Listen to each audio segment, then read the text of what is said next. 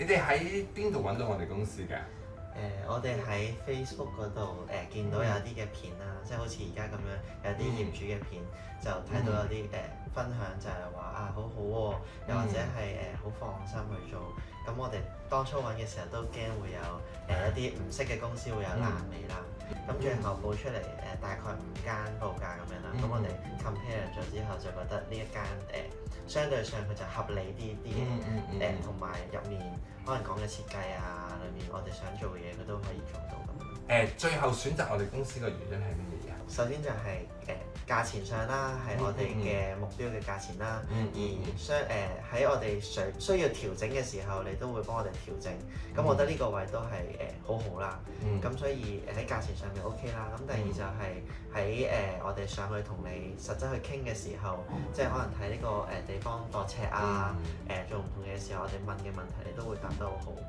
咁第三就係喺傾嘅內容嘅時候，有啲調整嘅位你都會按翻我哋嘅要求去做，而未必係冇得咁整㗎啦。有啲師傅話整咗咁樣肯定爛㗎啦，總之一定係咁整㗎啦，就冇呢啲事發生咯。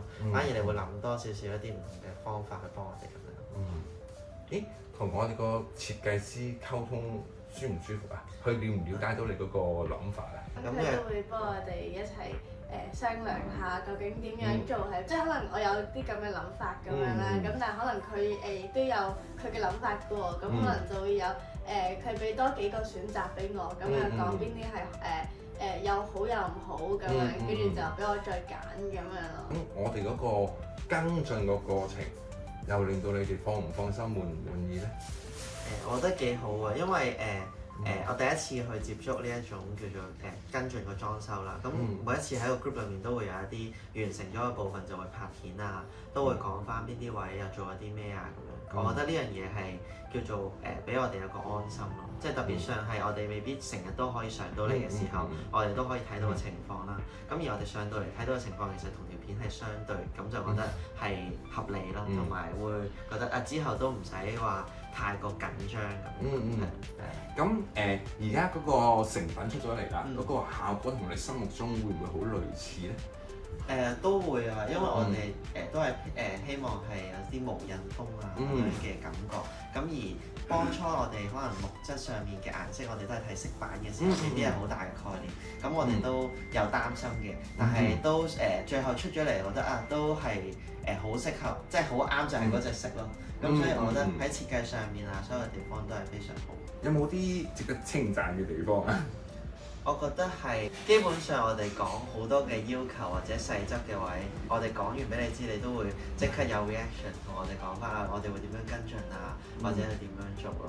我覺得係好過我 expect 嘅，因為嗰個態度上啊，或者係解答嗰個諗法上，就唔會話咁你話我知點樣做啦，咁即係類似呢一啲就唔會有呢啲發生咁樣。同埋有時你會知道有啲位係可能漏咗嘅，跟住你哋都會會好主動話俾我聽，跟住就話呢樣嘢我哋下次會補翻嘅，或者我哋有啲咩發現到啲細位跟住問你嘅時候，你都我哋下次出嚟，我哋下次過嚟嘅時候一齊做埋啦，咁樣都會好即係無論係幾細定幾大，你都會好主動去幫我哋去解決咁樣。對於我哋嗰個付款模式，你又覺得合唔合適啊？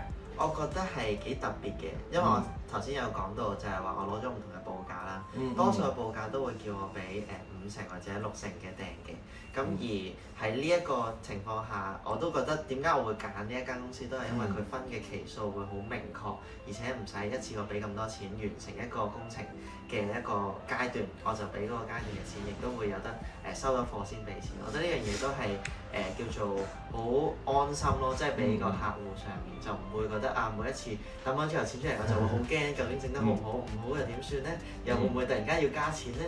係啦，即係我覺得呢樣嘢係。即係呢個收錢嘅方法係非常好嘅。如果有朋友再需要裝修，會唔會介紹我哋公司俾佢哋？會啊，我覺得係因為其實喺香港有好多裝修公司，而佢哋其實大家去揾，即係好似我哋咁樣去揾裝修公司嘅時候，大家都係冇方向嘅，都係盡量揾識嘅人。咁而最好就係一係就揾識嘅人啦。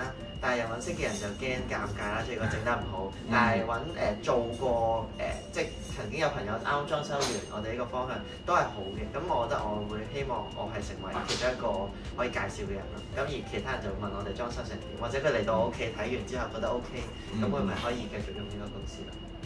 如果各位有裝修嘅需要，記得去下面嘅網址揾我哋適度裝修設計啦。